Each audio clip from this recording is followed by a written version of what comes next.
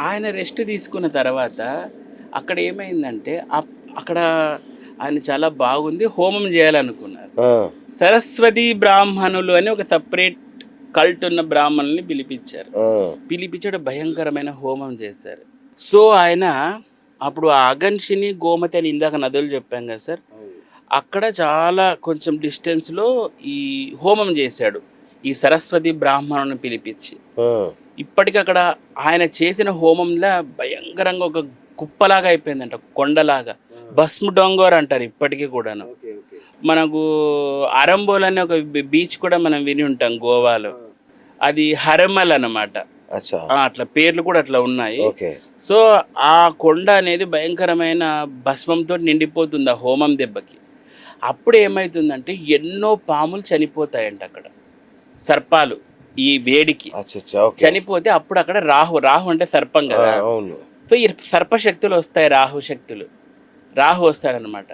పరశురామ, నేను ఇప్పుడు ఈ స్నేక్స్ ఇవన్నీ పాములన్నీ చనిపోయాయి, నా సర్పశక్తి అంతా కూడా ఇక్కడ ఇదే అయిపోయింది, మరి ఏంటి దీనికి నాకు ప్రతిఫలము అంటే నేను లాస్ అయినాను కదా. ఇప్పుడు మనం కదా ఏదో కొట్టేస్తే గవర్నమెంట్ పే చేస్తుంది, నా సర్పాలన్నీ పోయినాయి, నా సర్పశక్తి ఇక్కడ డ్యామేజ్ అయింది, సో ఏంటి నాకు రివర్స్ ఇది అంటే. అప్పుడు స్వామి పరశురాముల వారు శ్రీ మహావిష్ణు రూపం కదా, ఆయన అప్పుడు వరం ఇస్తారు. ఎందుకంటే మనకు రాహువు స్వర్భాను నుంచి రాహు రావడానికి కూడా శ్రీ మహావిష్ణువే కారణం. అదే శ్రీ మహావిష్ణువు ఇక్కడ వచ్చేసి అప్పుడు రాహుకి వరం ఇస్తాడు. రాహు, నువ్వు టెన్షన్ పడద్దు, నేను నీకు వరం ఇస్తున్నా, నువ్వు ఇప్పుడు నీ పాములు నీ సర్పశక్తి ఇక్కడ ఇదైతుందని నువ్వు ఫీల్ అవుతున్నావు కదా, సో ఈ మొత్తం ఈ గోవపురి లేదా ఈ గోమంతకపురి ఈ గోవాని నీకు ఇస్తున్నా నీ హ్యాండ్ ఓవర్లో. సో ఇంకా నువ్వే దీన్ని ఏమన్నా చేసుకో, నేను ఇక్కడ నుంచి వెళ్ళిపోతా, పరశురాముడిని వెళ్ళిపోతా అని చెప్పేసి ఆ గోవాని అప్పుడు రాహుకి హ్యాండ్ ఓవర్ చేశాడు. రాహు అంటేనే తెలుసు, రాహు అంటే మద్యం, రాహు అంటేనే సిగరెట్స్, రాహు అంటేనే జూదం, రాహు అంటేనే ఎంజాయ్మెంట్, రాహు అంటేనే అన్నీ. ఈ రాహు విశృంఖలంగా స్టార్ట్ చేసేసాడు. నెమ్మదిగా ఇంకా మనకు తెలుసు గోవా హిస్టరీ. ఇంకా అప్పటి నుంచి ఆ గోవాలో ఈ కల్ట్ అనేది నెమ్మదిగా, రాహు ఏం చేశాడు అప్పటివరకు గమ్మునే ఉన్నాడు.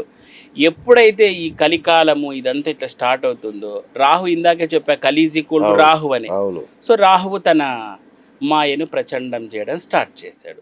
అలా ఇప్పుడు మనం చూస్తున్న ఆ గోవానే ఒకప్పుడు గోపురి. అందుకే సార్ మీకు గోవాలో వెళ్ళి అసలు ప్రచండ శక్తి ఉంటుంది గోవాలో.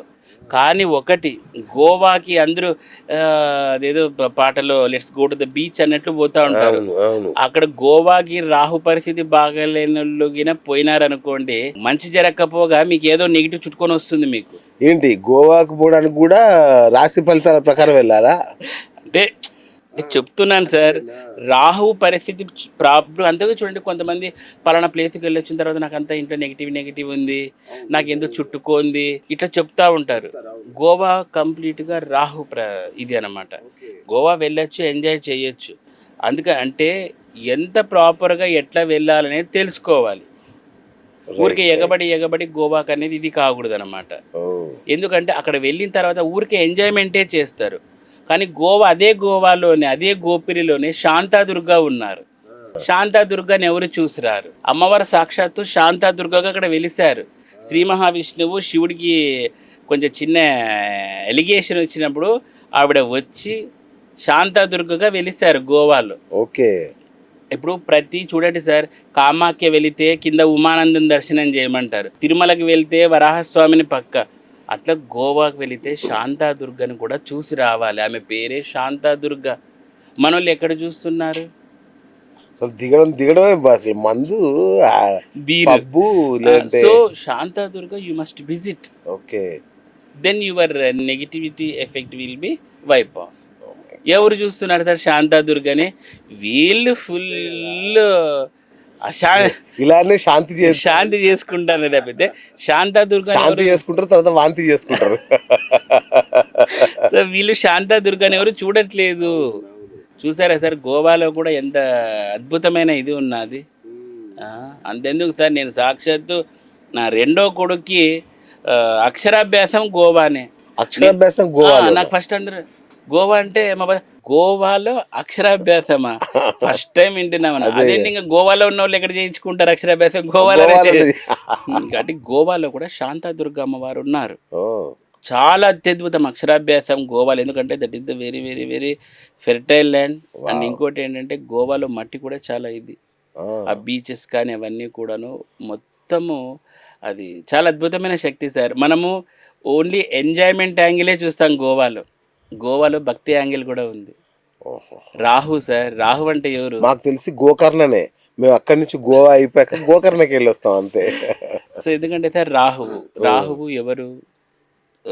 దుర్గాదేవికి రాహుకి ఉన్న రిలేషన్ అందరికీ తెలుసు. రాహు ఉన్న నక్షత్రాలు కానీ ఆరుద్ర, సో శతభిషము, స్వాతి, ఈ నక్షత్రాలు పక్క గోవా పోవాలి. ఆ రాహు మాయని ఎంజాయ్ చేయాలి. మీకోసమే గోవా రాహు ఉన్నాడు అనమాట అక్కడ. సో అక్కడ దుర్గా, అందుకే చూడండి శాంతా దుర్గా అక్కడ వెళ్తారు. ఇప్పుడు మనకు కూడా రాహుకి అధిపతి దేవత ఎవరు? దుర్గనే కదా. మనకి తాంత్రికంలో అయితే చిన్నమస్తా దేవత. మరి చిన్నమస్తా ఈ వ్యసనాలకంత అధిపతి. అక్కడ చిన్నమస్తా మాయ. చూడండి సార్ ఎట్లా లింకేజ్ ఉంది. గోవా గురించి నాకు తెలిసి ఎవరు ఇట్లా చెప్పిండ్రు? అసలు షాక్ నేనే. గోవాలో అక్షరాభ్యాసం ఏంటి, గోవాలో పూజలు ఏంటి? యా సార్, అంటే బీచ్ ఉంది కదా సార్. మనకి ఏదైనా తంత్రశాస్త్రంలో ఉండదు అనమాట. సముద్రం దగ్గర చేస్తే 1000 రెట్ల ఫలితం ఉంటుంది పూజ ఏదైనా కానీ. అందుకే కొంతమంది క్లైంట్ నేను గోవాకి వెళ్ళిపోతుంటాను అక్కడ. రైట్, అయితే మనం దారి తప్పాము. ఇంతకు డబ్బులు సంపాదించడానికి పరిహారాలు అదే సార్. ఇది ధనం అనేది ఇందాక బూమెరాంగ్ దగ్గర ఆగిపోయాం. అవును. సో మీరు ఖర్చు పెడితే అది తిరిగి తిరిగి తిరిగి మళ్ళీ మీ దగ్గరకు వస్తుంది, రివర్స్ లో వడ్డీతో సహా. కానీ మనల్ని వదలరు లక్ష్మిని. అవును, లక్ష్మిని దాంట్లో వేసి ట్రంక్ పెట్టలేసి పెట్టింటారు. లక్ష్మికి స్వేచ్ఛ కావాలి. She needs freedom.